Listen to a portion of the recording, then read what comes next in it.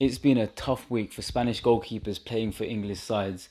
First, Pepe Reina's mistake against Leicester City. The way he came running out, you would have thought someone in the crowd behind him started sneezing on him. Hey, it's Corona time right now. And then Adrian's mistake in the Champions League against Atletico. Only Karius will really understand what Adrian is going through right now. You make that one mistake in a big game and you go from hero to villain real quick. But let's try and understand Adrian's situation a little bit. He was under a substantial amount of pressure playing that Liverpool game against Atletico. So firstly, he made a bit of a blunder against Chelsea in the FA Cup when covering for Alisson. And he's playing in between the sticks for the current Champions League holders. Like, you don't understand. He's playing behind these 10 players and he's got so much responsibility on his shoulders. These 10 people have been playing week in, week out for that first 11, where Adrian's just coming in now to fill in for Alisson's injury, and there is so much pressure on him. But not only that, Liverpool came into this game with a 1-goal deficit, and there was a responsibility for all 11 players out there to turn that over and get the win. And considering in our last 4 games before this game, Liverpool had lost 3 of them and only won 1. So you can understand the amount of pressure that from all the fans all over the world, the amount of pressure the Liverpool team were under to literally get a result out of this game.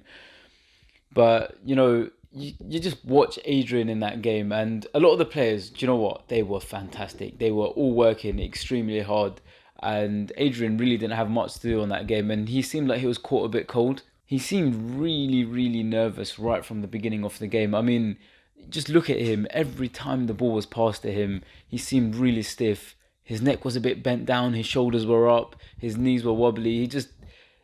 He was trying so hard not to make a mistake.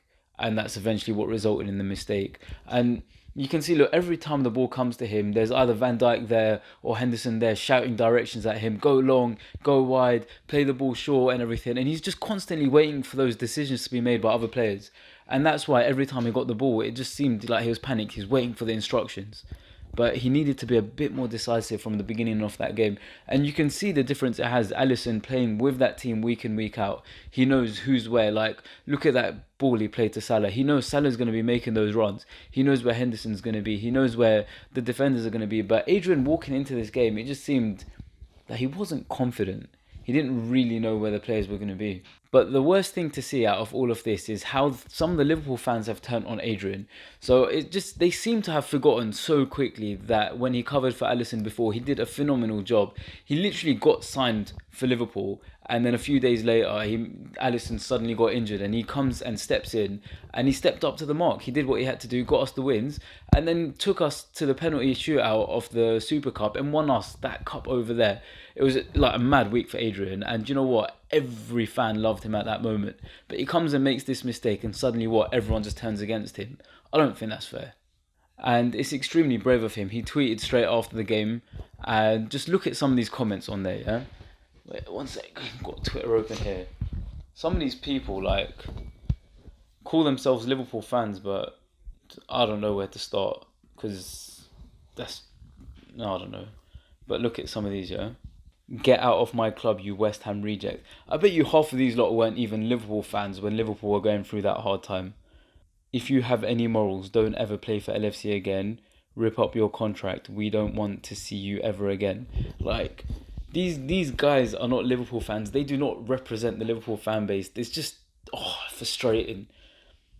You're literally the biggest clown in football right now. Look, mistakes happen. You're telling me in the whole history of football, no one's made a mistake.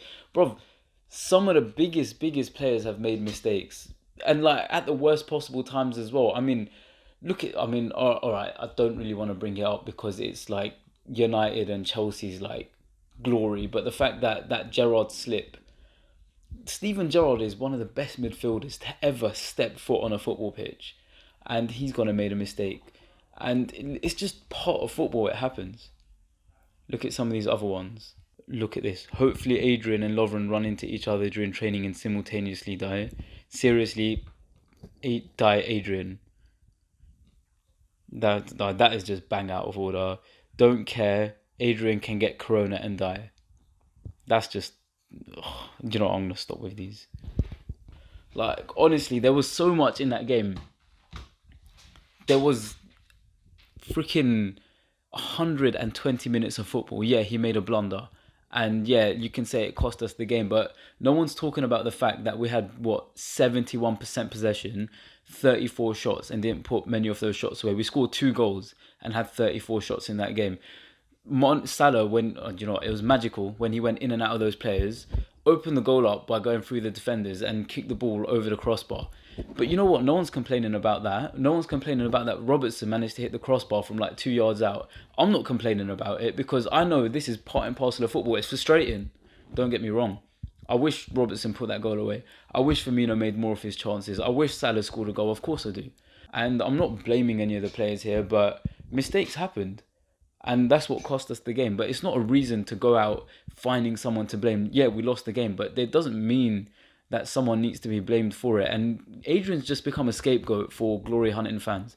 And if you're out there saying, oh, get rid of Adrian, blah, blah, blah, all that sort of stuff, just think to yourself how much of a glory hunter you are. Oh, look, we made one mistake. We've lost 3 games before this. In the previous 4 games before this, we lost 3 of them. And Adrian wasn't playing. In fact, he was playing against Chelsea. But what about the other 2 games when we lost 3-0 to Watford? I didn't see people saying, oh, Alisson out. I didn't see people saying, oh, Virgil van Dijk's not up to scratch, Virgil out, all that sort of stuff. These players are all trying their best to get the best results for our club.